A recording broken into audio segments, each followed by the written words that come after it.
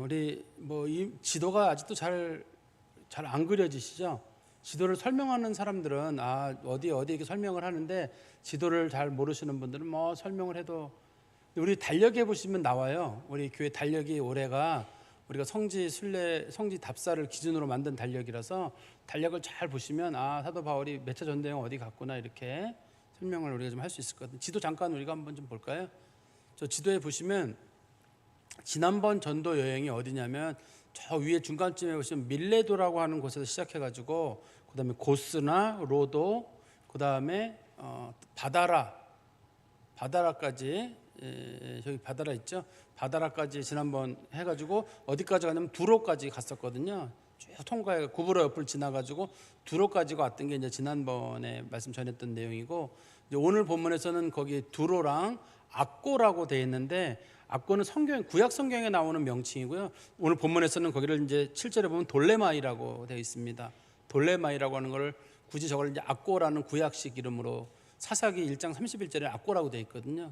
그리고 그 밑에 가이사라까지, 그러니까 저 두로에서부터 가이사라까지 거기가 이제 오늘 본문에 나와 있는 내용이고, 그다음에 예루살렘에 도착까지만 오늘 본문에는 언급이 되어 있습니다. 제가 이제 앞부분에 나와 있는 지도는 치우시면 될 것 같아요. 사도 바울이 두로에서 한 7일 정도 머물렀거든요. 사실 사도 바울이 두로에 처음 갔습니다. 두로에서 사도 바울이 왜 오래 있었느냐를 7일이라고 하는 긴 기간 오래 있었는데 왜 저렇게 오래 있었느냐 할 때 우리가 짐작될 수 있는 게 사도 바울이 생각보다 배가 빨라가지고 여유가 좀 있어가지고 오래 있었을 수도 있고, 또 두로라고 하는 동네가 큰 동네예요. 큰 동네다 보니까 거기서 사람들을 만나고 격려하고 하는 시간들이 필요했기 때문에 사도 바울이 거기서 오래 있지 않았을까. 근데 그 교회에도 예언의 은사를 받은 사람들이 있었습니다. 예언의 은사를 받았다는 말은 지금은 그 은사가 없습니다만 초대교회 내에 성경이 기록되기 전에 하나님께서 특별히 어떤 일을 지시하실 때 그 성령에 감동된 사람들을 통해 가지고 직접적으로 말씀하시던 일이 있었어요. 그 사람들을 신약 성경에서는 선지자라고 부르는데 구약 성경의 선지자랑 좀 달라요. 구약 성경의 선지자는 평생 그 일을 직업으로 삼는 사람이고, 신약 시대 선지자는 교회 내에서 예언을 하던 한 직분의 이름이에요. 사도요, 또 목사요, 또 교사요, 선지자요, 이런 식으로 교회 직분이 나눠져 있었거든요. 초대교회 내에는. 어쨌든 그런 사람들이, 선지자로 불려지는 사람들이 사도 바울에게 굉장히 오랫동안 말을 했습니다. 당신 이번에 예루살렘에 가지 마라. 성령께서 우리에게 감동을 주시는데 당신 가면 반드시 죽는다. 사도 바울이 그들의 청을 물리치고, 사도 바울이 어디까지 가게 되냐면 이제 지난번에는 두로까지 갔고, 이제 오늘 본문에서는 사도 바울이 예루살렘까지 도착을 하게 됩니다. 우리 아까 지도에서 봤던 것처럼 사도 바울이 움직였던 지역이 그 두로 지나자마자가, 다시 지도 한번 보시겠어요? 예, 두로 있는 지역을 좀 강조해서 보여주시면, 좀 크게 해서 보여주세요. 두로에 보시면은 두로 밑에 악고라고 있고, 악고 밑에 가이사랴 있고, 그 다음에 육지로 예루살렘 있죠? 보이시죠? 예. 보이는 분들은 정신이 맑은 분들이에요. 지금 저기에 뭐 봤나 안 봤나 이렇게 하는 분들은 지금 정신이 나왔다 들어갔다 하는 경우고, 여기서 보면은 눈에 검은 자가 많은지 흰 자가 많은지가 보여요. 흰 자가 많은 분들은 뒤로 살짝 넘어갔다 오는 경우고, 검은 자가 있는 분들은 정상적인 분들이라고 제가 판단하면 될 것 같아요. 예, 그래서 사도 바울이 이제 오늘 본문에서 예루살렘까지 가게 되는데, 사실 사도 바울이 예루살렘을 떠났을 때 어떤 일이 있었냐면, 사도 바울이 예루살렘을 떠날 때 이유가 있었을 거 아니에요. 사도 바울이 예루살렘을 왜 떠났었냐면, 우리 한번 보시겠어요? 사도행전 9장 28절에 보시면 사도 바울이 예루살렘을 떠날 만한 일이 당시에 있었습니다. 9장 28절, 29절 거기 보시면 30절까지 볼까요? 30절까지 보시면 사도행전 9장 28절입니다. 사울이 제자들과 함께 있어 예루살렘에 출입하며 또 주 예수의 이름으로 담대히 말하고 헬라파 유대인들과 함께 말하며 변론하니 그 사람들이 죽이려고 힘쓰거늘 형제들이 알고 가이사랴로 데리고 내려가서 다소로 보내니라. 무슨 말이냐면, 사도 바울이 그 다메섹에서 회심을 하고 난 다음에 직접적으로 복음을 전하기 시작하는데, 사도 바울이 바리새인 중에 지도자에 속했거든요. 그런데 이 사람이 직접적으로 말씀을 전하면서 예수가 주님이시다, 예수는 주님이시다 이런 선포를 하게 되니까 이게 바리새인들 내에서 큰 동요가 일어났어요. 예수님의 제자들은 주로 물고기 잡던 사람들이라 영향력이 없었는데 사도 바울은 배우기도 많이 배웠고 영향력도 있는 사람이고 또 바리새파 중에 지도자였던 사람이 이런 식으로 하니까 이건 안 되겠다 싶어가지고 사람들이 사도 바울을 죽이려고 암살하는 사람들을 보내게 됩니다. 사도 바울이 아무래도 죽을 것 같다는 생각이 드니까 사도 바울의 제자들이 안 되겠다, 이 사람을 빨리 어딘가 피신을 시켜야 되겠다 그래가지고 가이사랴를 통해 가지고 다소라고 하는 것이 사도 바울의 고향이거든요. 예루살렘에서는 상당히 멉니다. 이게 배를 타고 가거나 걸어서 간다면 뭐 몇 달 정도 걸어가는 거리거든요. 지금 요즘 우리가 왜 터키에 지진이 일어났다고 하는 데 있잖아요. 그쪽 지역입니다. 이쪽이 안탈리아에 있는 그쪽 지역이에요. 그쪽 지역이 사도 바울의 고향이거든요. 그래서 거기까지 사도 바울이 피신을 가 있었는데 사도 바울이 피신을 가 있는 중에 당시에 이제 갑자기 안디옥 교회라는 교회가 성도들이 늘어나면서 안디옥 교회 목회자였던 바나바가 생각하기를 내가 혼자 목회를 못할 것 같아요. 그래서 자기가 직접 다소에 가가지고 바울을 불러가지고 나 목회 좀 도와달라. 그리고 둘이 이제 목회를 도와주던 차에 성도들이 서서히 늘어나고 또 설교를 할 만한 또 다른 사람이 생기게 되니까 교회에서 성도들이 기도하던 중에 우리 선교사를 파송하려고 하는데 누가 좋으냐 하니까 그러면 그 교회에서 제일 말씀 잘 전하는 사람이 바울이랑 바나바거든요. 그럼 두 사람 보내면 좋겠다. 성령께서 감동하셔가지고 두 사람이 선교를 떠나게 되는 게 이제 소위 우리가 흔히 얘기하는 사도 바울의 1차 전도 여행인 거예요. 그다음 사도 바울이 2차 전도 여행 때는 똑같은 길을 또 가게 됩니다. 이제 2차 전도 여행 때는 유럽까지도 가거든요. 오늘 본문이 이게 3차 전도 여행의 마지막 부분이에요. 사도 바울이 3차 전도 여행을 다 마치고 지금 돌아오는 길에 우리 본문에 있던 거거든요. 사도 바울이 자기가 20년 전쯤 일입니다. 이게 20년 전쯤 전에 사람들이 사도 바울을 죽이려고 해가지고 사도 바울이 도망을 하다시피 예루살렘을 떠났고 또 지금도 사도 바울에 대해서 알고 있는 사람들이 사도 바울에 대해서 좋은 인상을 가지고 있지 않아요. 그런데도 불구하고 사도 바울이 이 길을 가야만 하는 이유는 어떻든 거기 있는 사람들에게 복음을 또한 전해야 되고 또 그 사람들을 통해 가지고 자기가 로마까지 가야 된다는 어떤 그 나름대로 자기 그 플랜이 있었던 것 같아요. 그래서 두로 사람들이 반대를 하고 에베소 교회 장로들이 반대를 함에도 불구하고 사도 바울이 굳이 부득불 자꾸만 예루살렘으로 사도 바울이 가겠다고 하는데 그건 사도 바울의 신앙적인 어떤 결단인 것 같습니다. 우리 오늘 다시 7절의 말씀에 가보면 두로를 떠나 항해를 마치고 돌레마이에 이르러 형제들에게 안부를 묻고 그들과 함께 하루 있다가 여기 보시면 두로를 떠나 항해를 마치고 돌레마이에 이르렀다 이렇게 돼 있단 말이에요. 그러면 돌레마이가 배를 타고 가는 거의 마지막 지점이라는 뜻이잖아요. 이 본문의 내용만 놓고 보면 마지막 지점이라는 뜻인데 그 항해를 마치고라는 말의 뜻을 또 다른 이렇게 사본에는 항해를 계속하여라는 뜻으로 된 것도 있어요. 그래서 이거를 항해를 마치고로 보면은 돌레마이까지가 사도 바울의 배를 타고 가는 여정의 마지막인데 그런데 이게 이제 항해를 계속하여라 그러면 어디까지가 마지막이냐면 가이사랴까지가 사도 바울의 여행의 마지막이 지점이 되는 거예요. 배를 타고 가는 여정의 마지막 부분이 되는 겁니다. 어떻든 간에 사도 바울이 돌레마이에 이르러서 형제들에게 안부를 묻고 그들과 함께 하루를 있다가 여기 있는 사람들은 이미 사도 바울이 왔다 갔다 하면서 여러 차례 봤던 그런 성도들일 거예요. 사도 바울이 돌레마이라는 곳에서 하루 머물렀던 얘기는 곳이 별로 크지 않은 지역이기 때문에 그렇게 명칭을 불렀고 우리 아까 지도에서는 돌레마이라고 하는 곳을 악고라고 되어 있었잖아요. 그 우리 사사기 1장 31절에 보면 그 여호수아가 땅을 나눠줄 때 아셀 지파 사람들에게 악고라는 지역을 나눠줬거든요. 영토로. 그래서 그 지역이 악고라고 되어 있는 거예요. 저기가 악고라고 불려지는 곳인데 그렇지만 당시의 사람들의 이름으로는 그걸 돌레마이라고 불렀는데 정확한 표현은 프톨레마이오스라는 당시에 그 왕이 있었거든요.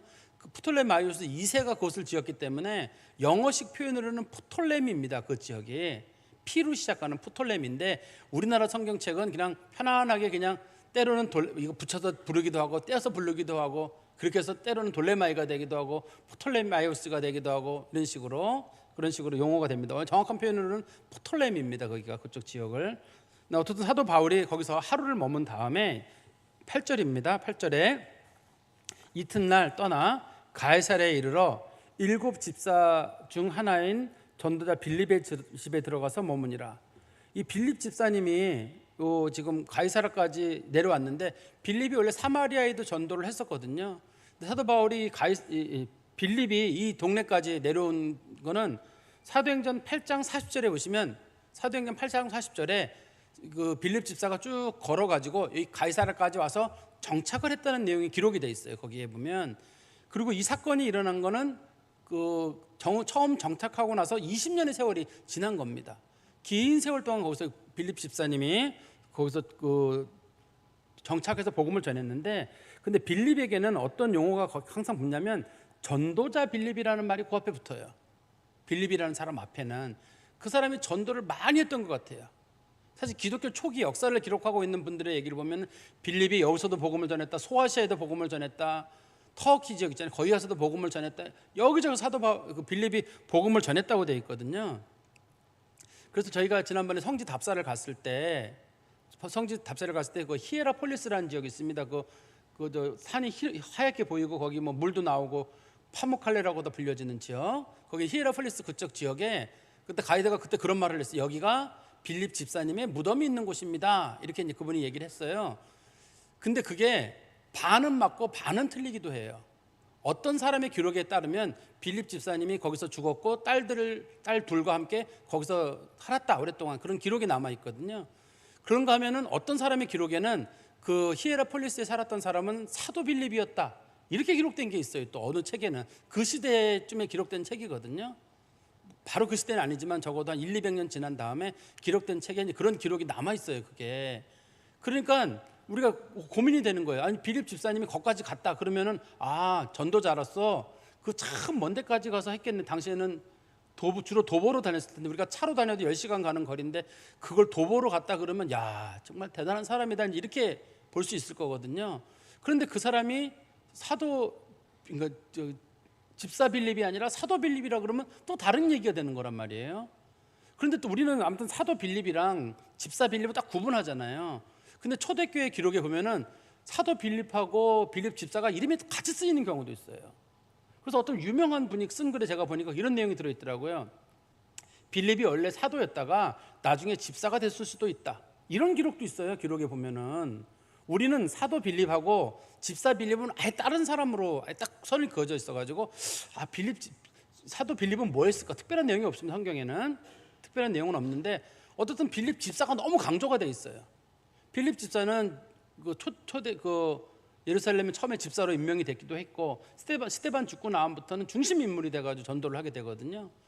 근데 어떻든 간에 이 빌립이라고 하는 인물에 대한 거는 성경에서는 중요하게 관점을 두고 있는 건 그 사람이 전도자라고 하는 용어를 쓰고 있는 겁니다. 그런데 특별한 용어가 거기 뭐가 있냐면 9절입니다. 그에게 딸이 넷이 있으니 처녀로 예언하는 자라.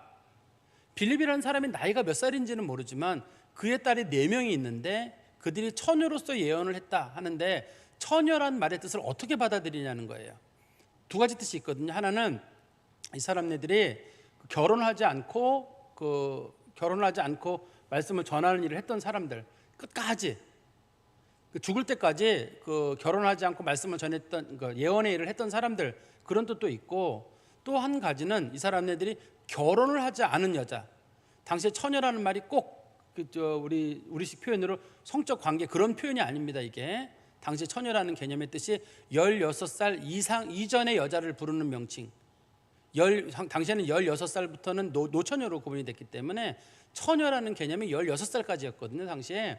그래서 16살 이전에라고 부르는데, 그러면 끝까지 이 사람들 죽을 때까지 처녀로서 이 사람들이 말씀을 전했는지 아니면 16살 이전의 여자인지 우리가 모르잖아요. 그렇지만 말씀의 내용만 놓고 보면은 16살 이전의 여자라고 보는 게 맞아요. 왜냐하면 누가가 이 복음을 기록했을 당시에는 빌립의 딸들이 안 죽었거든요. 그 빌립의 딸들이 나이를 먹은 거를 누가가 알 수가 없어요. 이 사람네들이 기록에 따르면 빌립의 딸들이 나중에 아주 늦게까지 살거든요. 100살 가까이까지 살거든요. 결혼하지 않고. 근데 그 기록을 누가가 모르거든요. 누가가 죽고 난 다음의 일이기 때문에. 그래서 누가가 그걸까지 몰랐었기 때문에 이 성경적 내용만 놓고 보면, 누가가 알고 있는 거로만 놓으면 그 사람네들은 16살 이전에 그 여자들이었는데, 그 사람네들이 주로 어떤 일을 했냐면 예언의 은사를 받았어요. 제가 다시 한번 말씀드리면, 예언의 은사란 말이 요즘 사람들도 가끔 어디 기도원에 누가 예언을 받았다 하는 경우가 있는데, 그거랑은 좀 다른 겁니다. 그거랑은 다르게 당시에는 성경이 기록되기 전에 하나님께서 교회에 특별한 명령을 주시거나 하실 때 예언의 은사를 받았던 사람들에게 직접 통해서 그들에게 계시를 주셔가지고 그들의 교회 성도들에게, 예를 들어서 제가 예언의 은사를 받았다 그러면 너희 위례 광명교회 성도들아 들으라, 나 여호와가 말하노라, 이런 식으로 말씀을 전하는 사람들이 있었어요 당시에. 그러면 이 사람들이 교회에서 제일 높은 사람이냐? 그런 건 아닙니다. 교회에서는 사도가 있고 목회자가 있고 교사가 있고 그리고 소위 선지자라고 불려지는 예언의 은사를 받은 사람들이 있었거든요. 그러니까 교회에서 최고 권위를 가진 사람들은 아니었습니다, 사람들이. 근데 어떻든 간에 빌립의 딸들이 아주 기도를 많이 하는 사람들이었던 것 같고 하나님으로부터 특별한 은혜를 받았던 사람들인 것 같습니다. 그런데 그 사람들이 뭐를 예언했는지는 여기 없어요.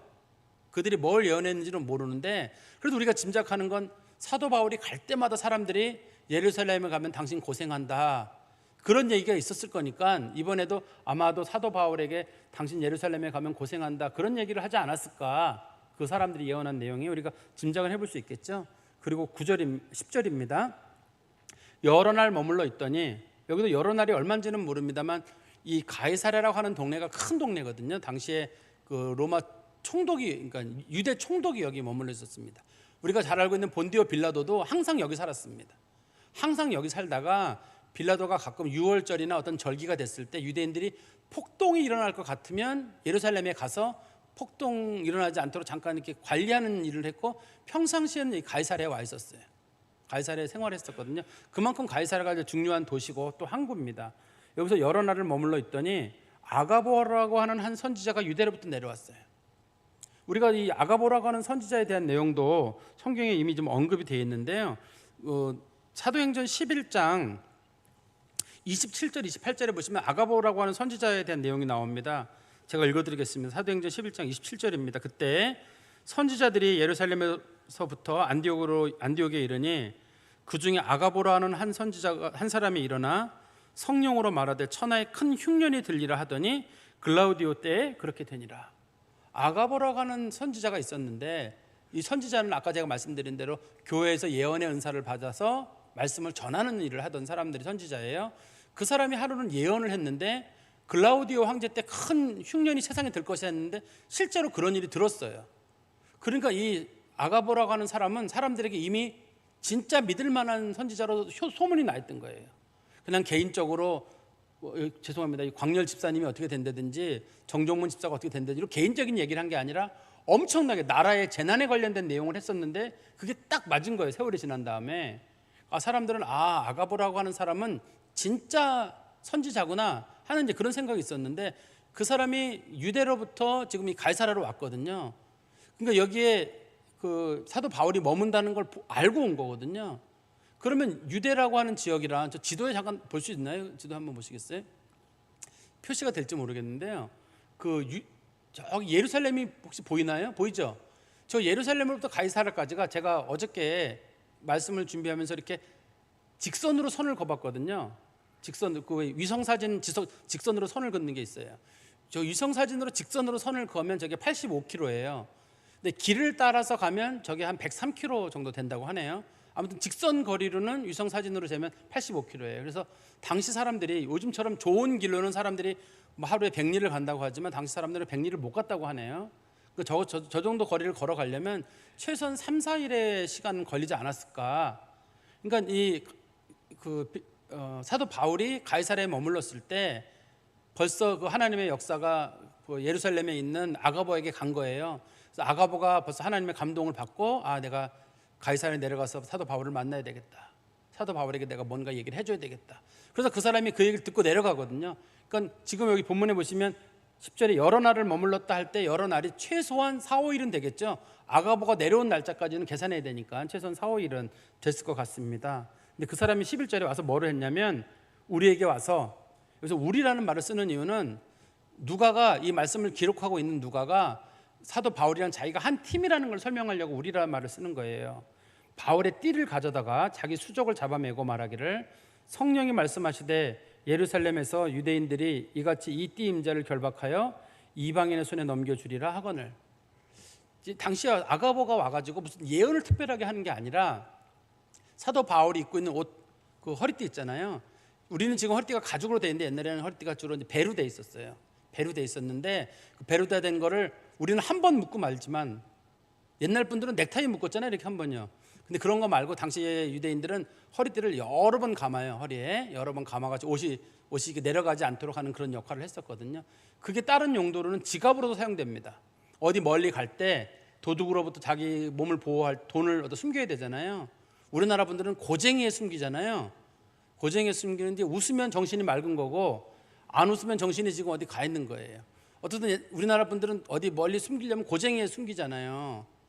제가 우리 교인 중에도 그런 분이 계셨는데 과거에 그분이 자기 그 고쟁이에다가 이렇게 주머니 만들어가지고 거기다 돈 넣고 있는 거 제가 한번 봤었는데, 어쨌든 그렇게 한대던데 당시에는 사람들이 그 허리띠 배로된 거 그걸 여러 번 감는데 그 안에다가 지갑을 만들어가지고 주머니를 거기다 돈을 넣고 있었거든요. 근데 갑자기 아가보가 사도 바울에게 그 벨트 좀 풀러주니까 그걸 가지고 여기 본문에 보세요. 어떻게 했냐면 아가보가 자기의 손과 발을 꽁꽁 묶는 거예요. 꽁꽁 묶으니까 사람들이 물어봤을 거 아니에요. 왜 묶습니까? 남의 거 가지고. 그랬지만 이 허리띠 주인 이 사람이 예루살렘에 가면 유대인들에게 체포가 되어서 이 사람이 결박을 당하게 되고 이방인의 손에 넘겨질 것이다. 근데 이 얘기를 딱 듣는 순간에 사람들이 정신이 바짝 들었어요. 왜 그러냐면 이 아가보라고 하는 사람이 그 전에 얘기했던 사람들하고는 수준 다른 선지자거든요. 이미 큰 글라우디오 때 큰 그 기근이 들 거라는 걸 이미 예언한 적이 있는 사람이고 행동으로 직접 보여주는 거잖아요. 그리고 지금 가이사랴에 왔기 때문에 가이사랴에서 예루살렘으로 갈 때가 가까웠습니다. 가까웠기 때문에 이 사람들의 마음속에 이거 사도 바울이 진짜 죽으러 가는가 보다 그런 생각이 들었거든요. 그래서 사람들이 어떻게 하냐면 12절입니다.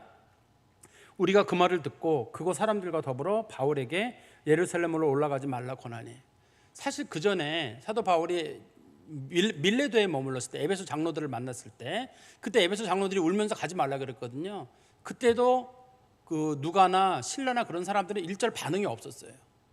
또 우리가 바로 두로에서도 마찬가지로 사람들이 가지 마라, 당신 가면 죽는다 할 때도 누가나 신라는 일절 반응이 없었거든요. 근데 여기서 우리가 지금 표현하고 있잖아요. 우리가 그 말을 듣고 그곳 사람들과 더불어서 가지 말라고 우리가 얘기를 했다 하는 걸 보면 누가나 신라도 그 얘기를 듣고 나서는 사도 바울이 진짜 죽나 보구나, 이제는 약간의 그 긴박감을 가지고 있었던 것 같아요. 긴박감을 가지고 저번에 진짜 죽는가 보다 싶어가지고 어떻게 했냐면 13절입니다.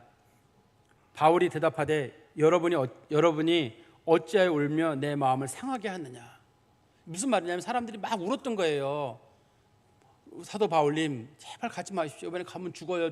우니까 사도 바울이 너희들이 울어서 내 마음이 상한다는 말은 사도 바울이 마음이 움직였다는 뜻이에요. 나도 가지 말까?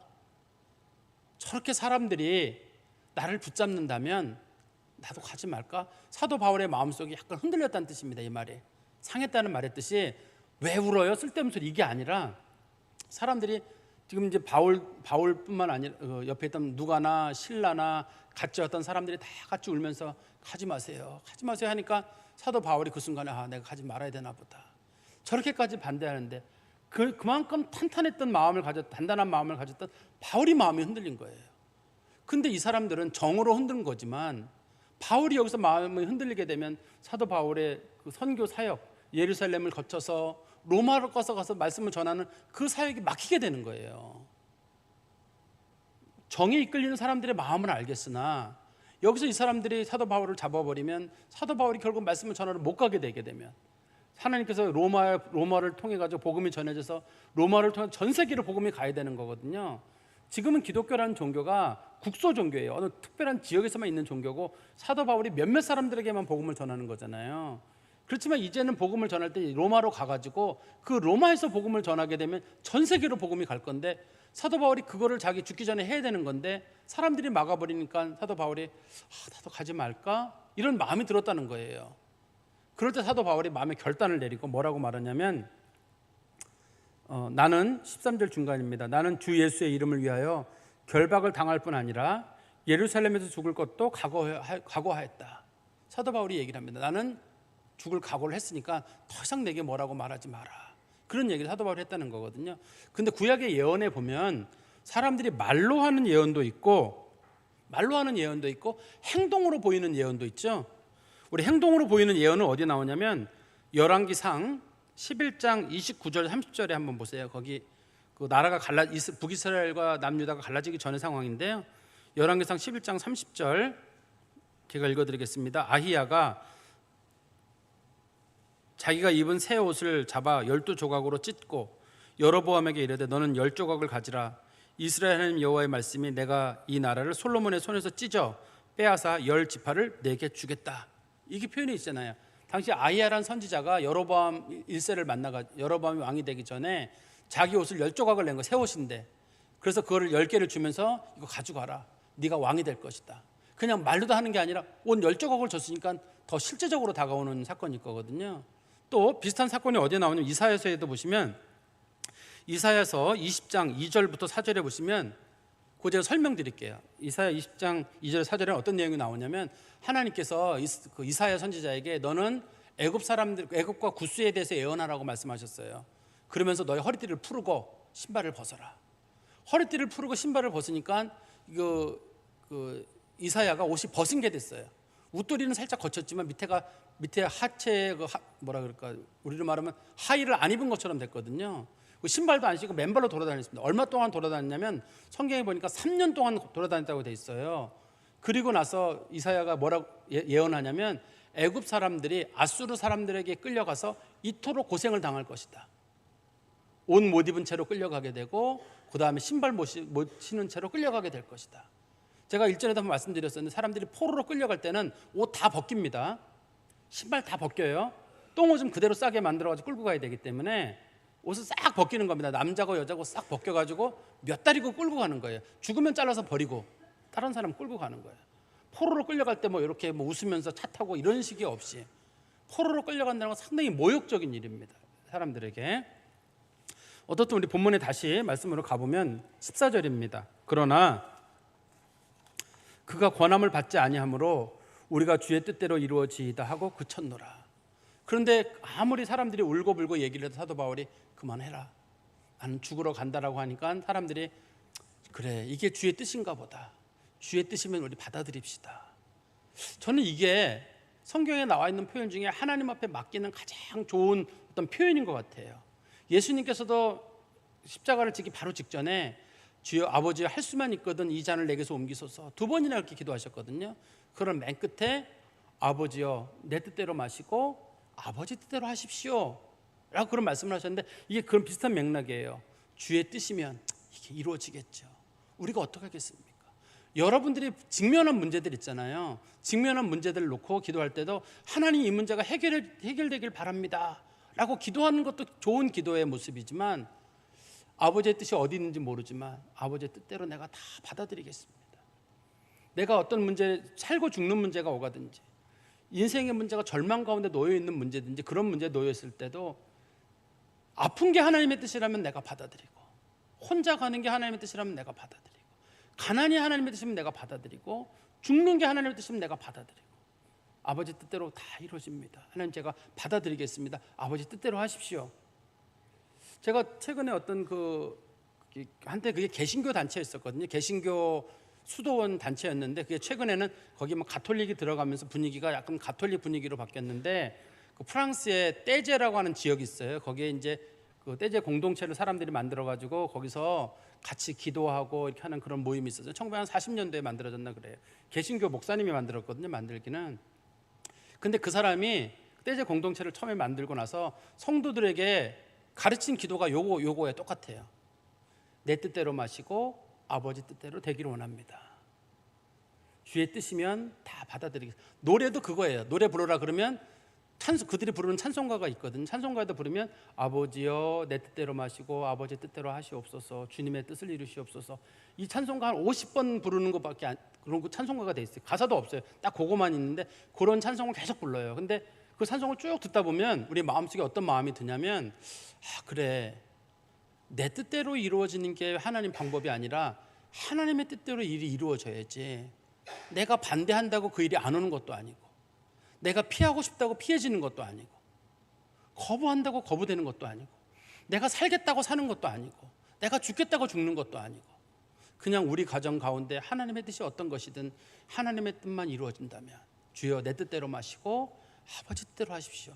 내 뜻은 이거지만 내 뜻이 맞은지 모르겠습니다.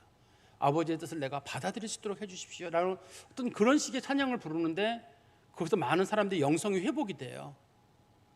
왜냐하면 그동안 우리의 기도는 뭐냐면 하나님 이거 안 들어주면 안 됩니다 라고 우리가 막 매달리는 기도였거든요. 그런데 그 떼제 공동체 사람들의 기도의 내용은 아버지의 뜻을 수긍하는 거, 수용하고 받아들이는 거예요.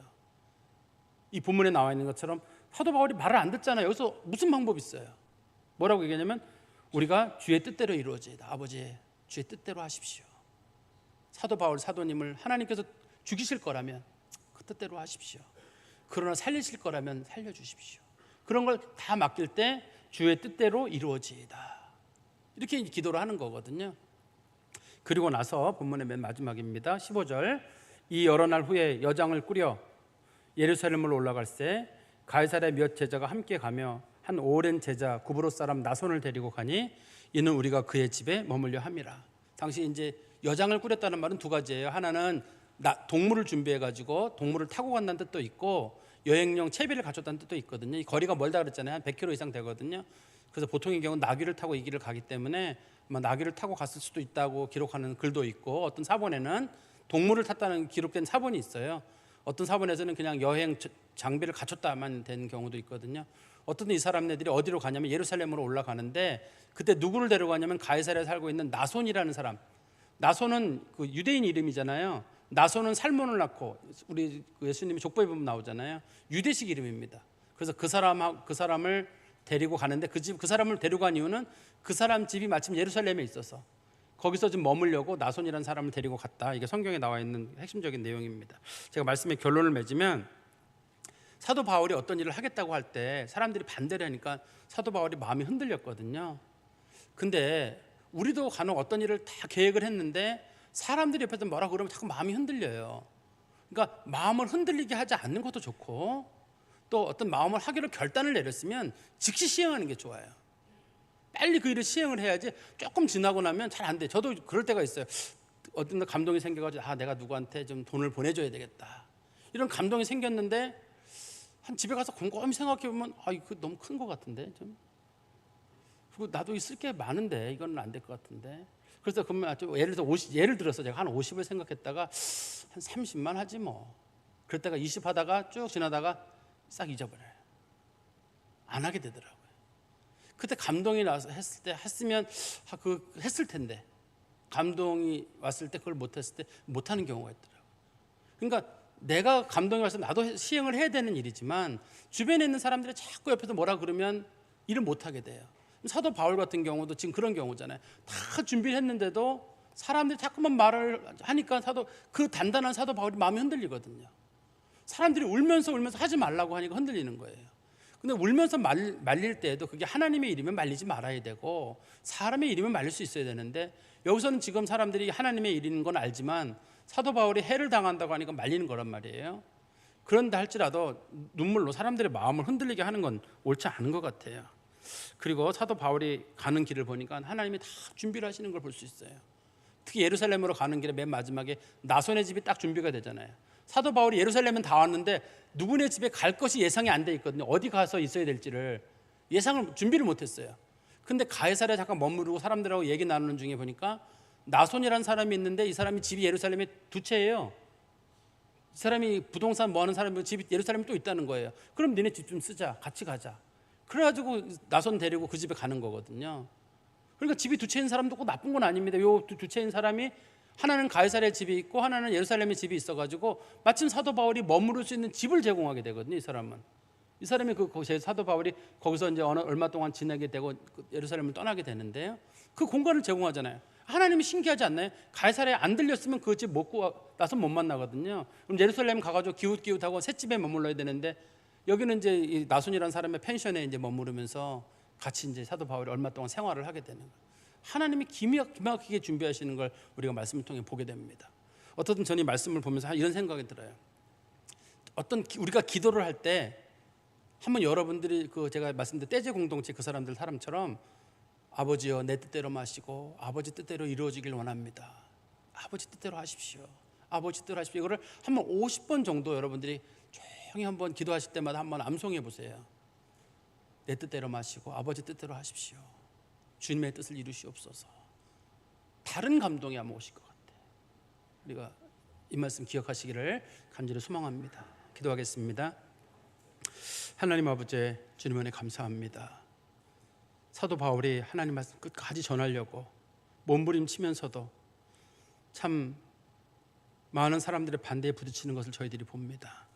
그렇지만 그가 끝까지 하나님 말씀을 전하기 위해 힘쓰고 애쓰고 또 마침내 자신의 목숨을 바쳐 그리스도의 복음을 전하는 일에 사용된 모습을 보면서 저희들도 하나님의 복음은 이렇게 전해야 되는가 보다 하는 생각이 듭니다.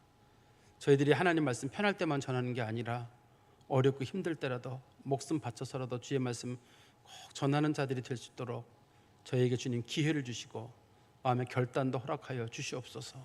또한 저희들이 하나님의 뜻을 내 뜻으로 바꾸려고만 하지 말고 내 뜻을 하나님께 다 맡기고 주께서 어디로 이끄시든지 그대로 순복하는 자들이 되게 하여 주시옵소서. 예수 그리스도의 이름으로 기도하옵나이다. 아멘. 찬송 부르겠습니다.